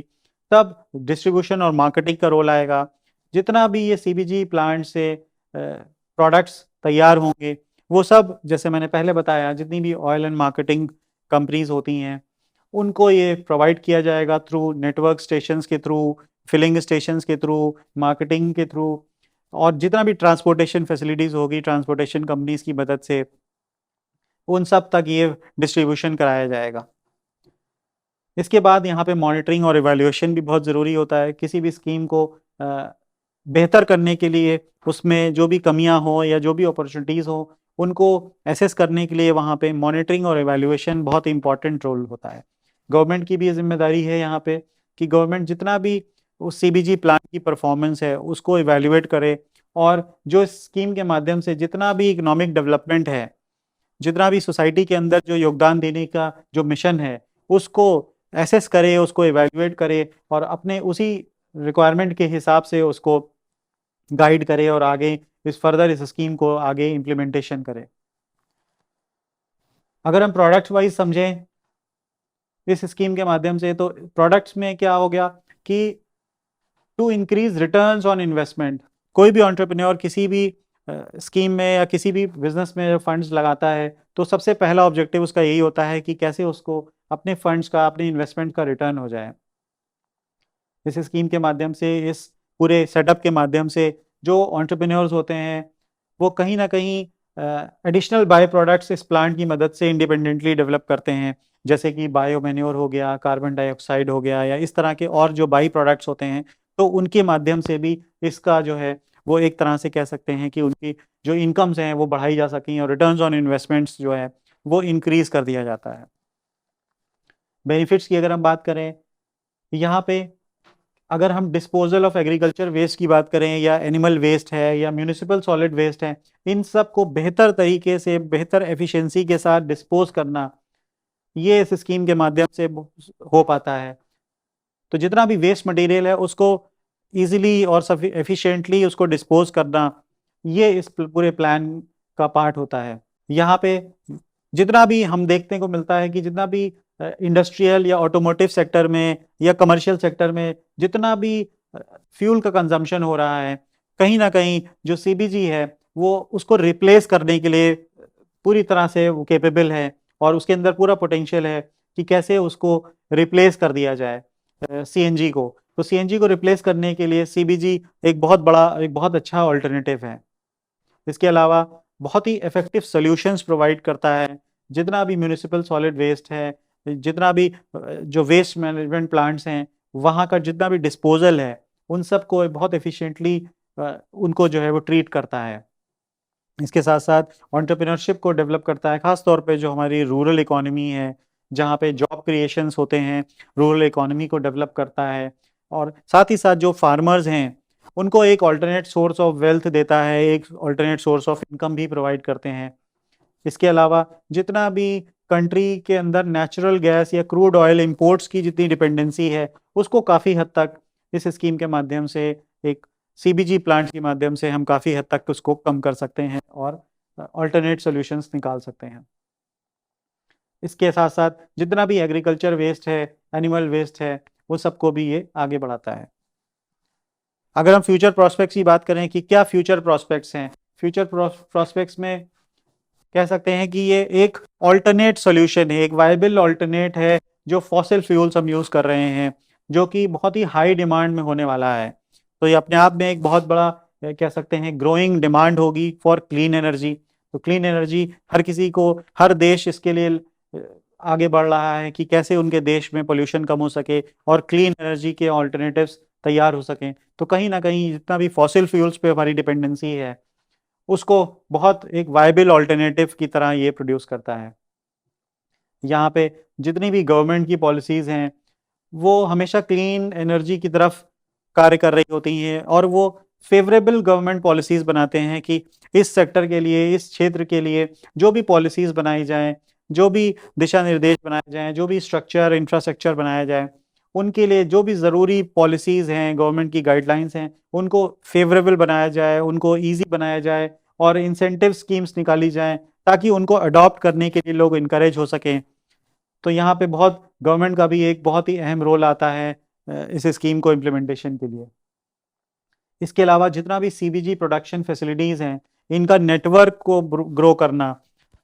वो बहुत बड़ा एक सपोर्ट सिस्टम है इसमें। और यहाँ पे अपने देखने को मिला कि जो एम है वो है लगभग 5000 सीबीजी प्रोडक्शन फैसिलिटीज़ पूरे देश में सेटअप करना सन 2025 तक। अभी जिस समय हम बात कर रहे हैं तो लगभग 400 से ज़्यादा इस यहाँ पे जो सीबीजी प्लांट्स हैं वो ऑपरेट कर रहे हैं हमारे देश में। और जो एम है वो सन 2025 तक 5000 सीबीजी प्लांट्स को सेटअप करने का एम है। यहाँ पे बहुत ज़रूरी है कि जो भी इंडस्ट्री के प्लेयर्स हैं, जैसे ऑयल मार्केटिंग कंपनीज हो गई, ऑटोमोबाइल मैन्युफैक्चरर्स हो गए या टेक्नोलॉजी प्रोवाइडर्स हो गए, यहाँ पे इनका सपोर्ट भी बहुत ज़रूरी है। और ये इस विषय में आगे काम कर रहे होते हैं क्योंकि इनके बहुत अच्छे इन्वेस्टमेंट्स भी होते हैं, इनके लिए एक बेहतर बिजनेस अपॉर्चुनिटी भी है। तो कहीं ना कहीं इंडस्ट्री प्लेयर्स का भी, जो मेजर इंडस्ट्री प्लेयर्स हैं, उनका भी यहाँ पे सपोर्ट मिलता है और उनको भी एक बेहतर इन्वेस्टमेंट अपॉर्चुनिटीज़ मिलती हैं सीबीजी वैल्यू चेन क्रिएट करने में, ताकि ओवरऑल जो बिजनेस का जो प्रॉस्पेक्ट्स हैं उनको बेहतर किया जा सके, उनको बूस्टअप किया जा सके। अब सबसे इम्पॉर्टेंट बात कि कैसे अप्लाई किया जाए, हाउ टू अप्लाई, इस स्कीम के लिए कैसे अप्लाई करेंगे। तो इसकी अगर हम एप्लीकेशन की बात करें तो कुछ स्टेप बाय स्टेप में समझते हैं कि कैसे अप्लाई करेंगे। सबसे पहले तो क्योंकि ये ऑनलाइन प्रक्रिया होगी, तो वेबसाइट का नाम आप नोट कर लें, www.satat.gov.in। ये वेबसाइट है, आप इस पे जाके अपना रिसर्च कर सकते हैं, आप उसके बारे में और जानकारी वहाँ से ले सकते हैं। स्टेप बाय स्टेप में हम अभी समझाने की कोशिश करते हैं। तो जब आप इस वेबसाइट पे जाएंगे, वहाँ पे आपको पहले ये तैयारी करनी होगी कि आप किस लोकेशन पे आप इस सीबीजी प्लांट को सेटअप करना चाहते हैं। तो ये आपके माइंड में क्लैरिटी होनी चाहिए, आपको आपका रिसर्च हो जाना चाहिए, आप कहाँ पे उसको किस लोकेशन में आप वहाँ पे सीबीजी प्लांट को सेटअप करना चाहते हैं। इसके बाद आपको एक डिटेल प्रोजेक्ट रिपोर्ट तैयार करनी होगी, जिसको डीपीआर बोलते हैं। जो डिटेल प्रोजेक्ट रिपोर्ट होगी वो कहीं ना कहीं एक पूरा आउटलाइन, पूरा आपका जो फ्रेमवर्क है, जो बिजनेस प्लान है, वो आपका टेक्निकल एस्पेक्ट्स हो सकते हैं, फाइनेंशियल एस्पेक्ट्स जितने भी होंगे, इन्वायरमेंटल एस्पेक्ट्स भी हो सकते हैं। तो सीबीजी प्लांट से संबंधित जितना भी ये टेक्निकल, फाइनेंशियल या इन्वायरमेंटल एस्पेक्ट्स होंगे, उन सब का एक पूरा डिटेल डिस्क्रिप्शन होगा उस प्रोजेक्ट रिपोर्ट के अंदर। यहाँ पे जो डिटेल प्रोजेक्ट रिपोर्ट है, बहुत ज़रूरी है कि उसमें जितना भी फीड स्टॉक है उसकी डिटेल्स मेंशन करना, जो भी आपका सीबीजी प्रोडक्शन प्रोसेस होगा कि क्या आपने प्रोसेस रखे हुए होंगे, एसओपीज आपने क्या बनाए हैं, किस तरह से आप पूरे प्लांट को रन करेंगे, क्या क्या उसमें गाइडलाइंस होंगी, इंटरनल प्रोसेसेस आपके क्या रहेंगे, कौन कौन इसमें स्टेक होल्डर्स होंगे और उनकी क्या जिम्मेदारियां होंगी, लोकल लेवल पे आप किस किस एजेंसीज के माध्यम से या किस कौन से ऐसे स्टेक होल्डर्स होंगे जिनके माध्यम से आप उसको रन करेंगे और उनसे सपोर्ट लेंगे। इसके अलावा जो क्या कैपेसिटी होगी उस प्लांट की, प्रोडक्शन के हिसाब से आपको प्लांट की कैपेसिटी डिसाइन करनी पड़ेगी, उसी के हिसाब से आपकी technology, machinery, plant and machinery में इन्वेस्टमेंट्स होगा। तो डिटेल प्रोजेक्ट रिपोर्ट में ये सारी चीज़ें मेंशन करना बहुत ही ज़रूरी है और मैंडेटरी होगा। इसके अलावा जो सबसे इम्पॉर्टेंट पार्ट होता है किसी भी प्रोजेक्ट रिपोर्ट का, वो होता है कॉस्ट ऑफ द प्रोजेक्ट। तो आपका जो estimated cost of the project होगा वो आपको क्लियरली मेंशन करना होगा, जो कि एक सम टोटल होगा आपका प्लांट एंड मशीनरी का, आपका टेक्नोलॉजी का, आपका मैन पावर का, आपका जो वर्किंग कैपिटल होगा, जो ऑपरेटिंग कॉस्ट होगी, वो सारी चीज़ें मिलके आपकी ओवरऑल एक एस्टिमेटेड प्रोजेक्ट कॉस्ट होगी। वो डिटेल आपको मेंशन करनी पड़ेगी और उसी के बाद फिर आप अपने जो भी रेवेन्यू प्रोजेक्शंस होंगे वो आप दे पाएंगे, प्रोजेक्टेड कह सकते हैं जिनको प्रोजेक्टेड बैलेंस शीट सब कहते हैं, आप वो दे पाएंगे कि कितना आपका सेल होगा, कितना रेवेन्यूज आप जनरेट करने वाले हैं ओवरऑल कॉस्ट के बाद, इन्वेस्टमेंट्स के बाद, किस तरह से आप अपने मार्केटिंग करेंगे, किस तरह से आपके प्रोडक्ट सेल होंगे, कौन कौन से एरियाज़ हैं, कौन कौन सी ऐसी इंडस्ट्रीज़ हैं जहाँ पे आपके प्रोडक्ट जाएंगे और क्या रेवेन्यू मार्जिन्स होंगे। तो ये सारी चीज़ों की बहुत ही डिटेल जानकारी आपकी इस प्रोजेक्ट रिपोर्ट के अंदर होनी चाहिए। और मैं एक बार कई बार इस तरह की बात बोल चुका हूँ कि जो डिटेल प्रोजेक्ट रिपोर्ट होती है ये बेसिक आपका सबसे इम्पॉर्टेंट डॉक्यूमेंट होता है। कोई भी बैंक, कोई भी फाइनेंशियल इंस्टीट्यूशन या कोई भी एजेंसी जो आपकी स्कीम के लिए कोई फाइनेंशियल सपोर्ट प्रोवाइड कर रही होती है, वो आपकी सबसे पहला जो आपको एसेस करती है वो आपकी प्रोजेक्ट रिपोर्ट के बेसिस पे करती है। तो प्रोजेक्ट रिपोर्ट का यहाँ बहुत ही इंपॉर्टेंट रोल होता है। इसके बाद जब आपकी डिटेल प्रोजेक्ट रिपोर्ट कंप्लीट हो जाएगी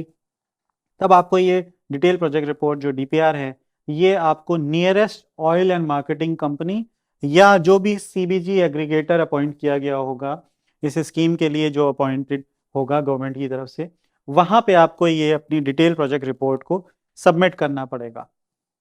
जब आपकी डिटेल प्रोजेक्ट रिपोर्ट अप्रूव हो जाएगी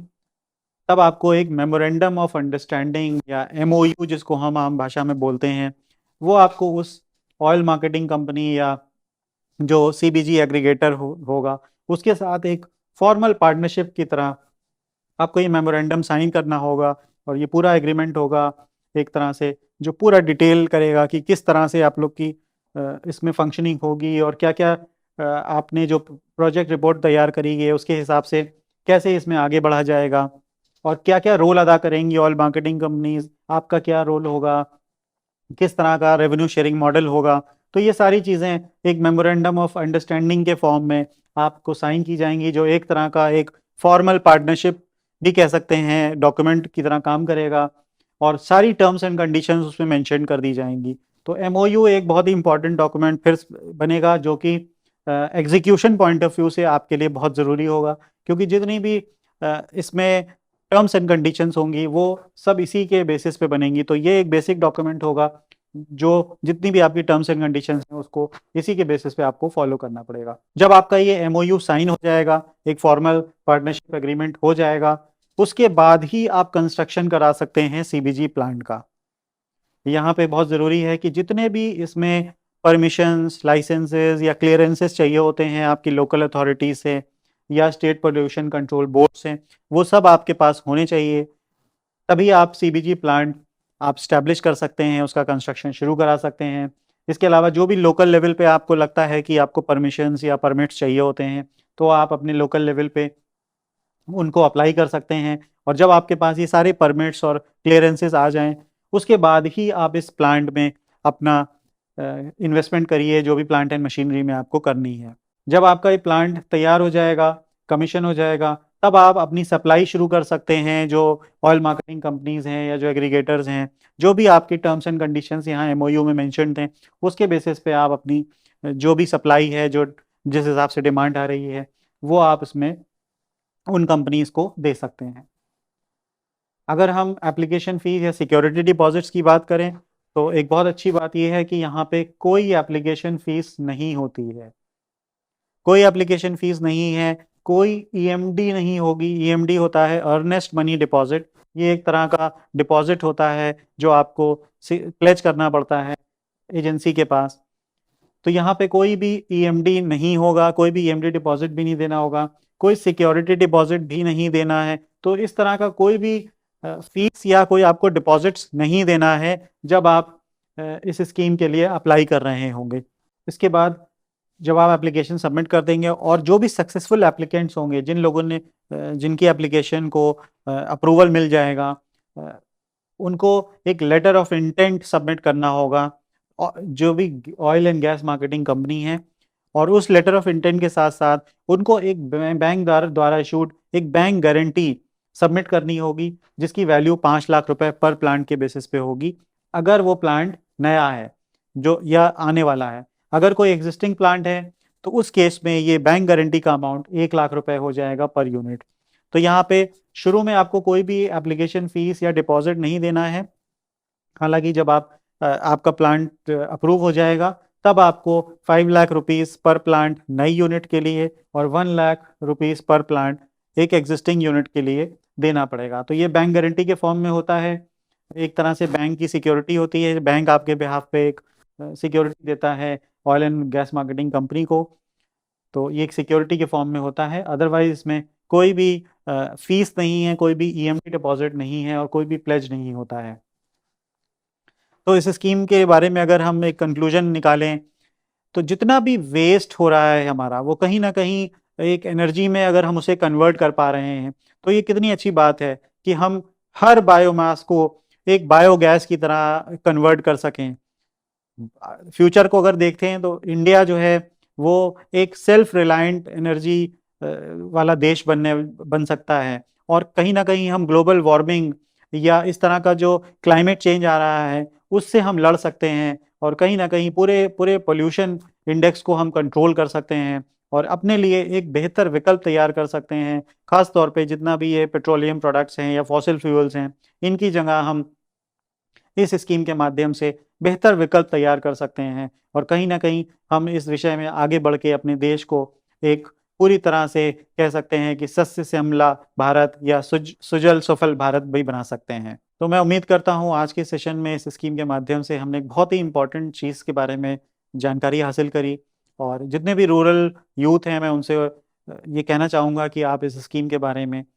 और जानकारी ले सकते हैं। जो वेबसाइट के लिंक्स मैंने बताए वहाँ पे जाके आप इसके बारे में और स्टडी कर सकते हैं, और आप इसमें एक एंटरप्रेन्योरशिप की तरह इसको आगे ले सकते हैं और अपने लिए बेहतर जॉब अपॉर्चुनिटीज़ भी क्रिएट कर सकते हैं। कोशिश रहेगी हमारी इसी तरह की स्कीम्स आप तक समय समय पे पहुँचाते रहें। तब तक के लिए धन्यवाद। Thank you.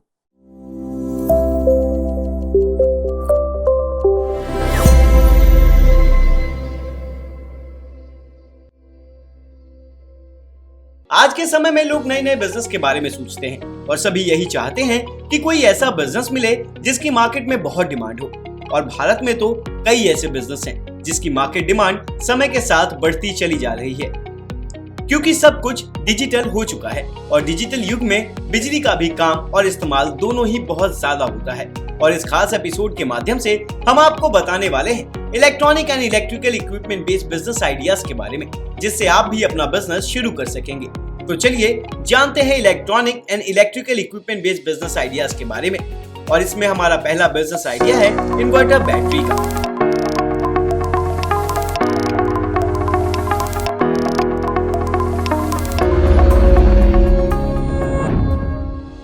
इन्वर्टर बैटरी की रन टाइम और उसकी पावर कॉस्ट उपयोगिता पर निर्भर करती है, जैसे कि बैटरी की पावर और इन्वर्टर बैटरी को निर्धारित समय में कितना इस्तेमाल किया जा रहा है। जैसे जैसे इन्वर्टर का उपयोग करने वाला उपकरणों की मात्रा बढ़ाएगा वैसे ही उसका टाइम घटेगा। इन्वर्टर के रन टाइम को लंबा करने के लिए इन्वर्टर में एक से अधिक बैटरी जोड़ी जा सकती है। इन्वर्टर में बैटरी जोड़ने के लिए आप दो तरह के कनेक्शंस को यूज कर सकते हैं, जैसे सीरीज कॉन्फ़िगरेशन और पैरेलल कॉन्फ़िगरेशन। आइए आपको बताते हैं कि मार्केट में कितने तरह की बैटरीज अवेलेबल हैं। Lead acid battery, maintenance free batteries और ट्यूबुलर बैटरीज।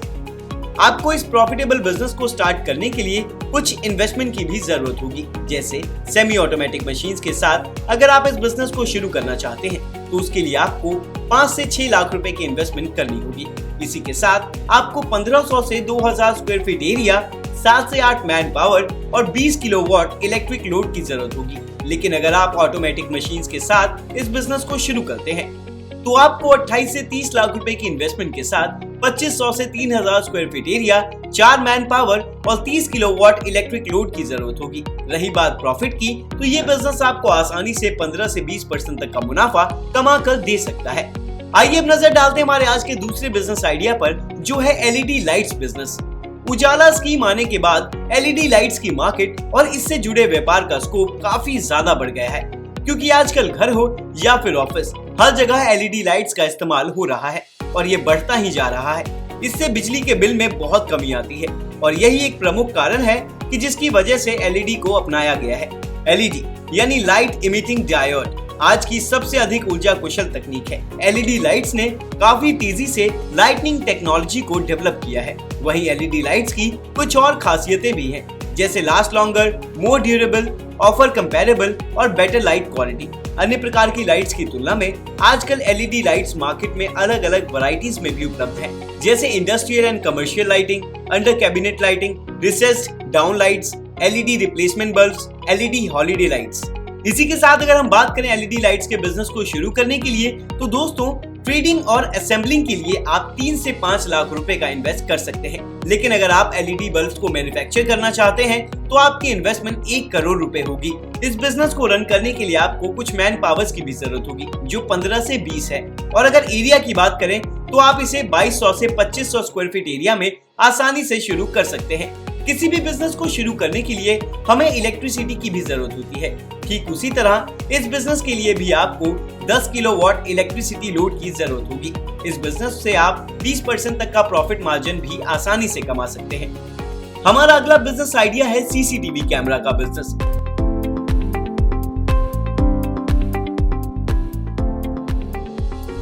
दोस्तों, सीसीटीवी कैमरा व्यवसाय का मुख्य उद्देश्य व्यापार या आवासीय उद्देश्य के लिए अपने ग्राहकों को सुरक्षा निगरानी प्रणाली सेवा प्रदान करने के लिए है। सीसीटीवी कैमरा लगाने से आपको सुरक्षा तो मिलती ही है, इसके साथ साथ हम काम करने वाले लोगों पर भी निगरानी रख सकते हैं। सीसीटीवी को वीडियो निगरानी के रूप में जाना जाता है। इस वीडियो कैमरा का उपयोग एक स्पेसिफिक प्लेस पर सिग्नल पहुंचाने का होता है और दुनिया भर में कई इलाके में सीसीटीवी के जरिए जनता की निगरानी आम बात हो गई है। अब बात करते हैं सीसीटीवी कैमरा के यूजेस के बारे में। सीसीटीवी कैमरा का इस्तेमाल crime prevention, body worn, traffic flow monitoring, increasing safety and security in public transportation, use in shopping malls and retail stores, employ monitoring में भी इसका इस्तेमाल लगातार हो रहा है। सीसीटीवी कैमरा असेंबली बिजनेस को शुरू करने के लिए हमें इन्वेस्टमेंट की भी जरूरत होगी, जो 11 से 14 लाख रुपए तक हो सकती है। इसी के साथ इस बिजनेस को रन करने के लिए आपको 3 से 4 मैन पावर की भी जरूरत होगी। मैन पावर के साथ आपका एरिया भी रिक्वायर होगा, जिसके लिए आपको 1200 से 1500 स्क्वायर फीट एरिया सफिशिएंट रहेगा। बात करें पावर की, तो ये पूरा का पूरा प्लांट आप 2 से 5 किलोवाट इलेक्ट्रिक लोड के साथ आसानी से चला सकते हैं। साथ ही इस बिजनेस से आपको 15 से 20% तक का प्रॉफिट भी मिलेगा। आइए अब नजर डालते हैं हमारे आखिरी बिजनेस आइडिया यानी टेबल फैन बिजनेस पर।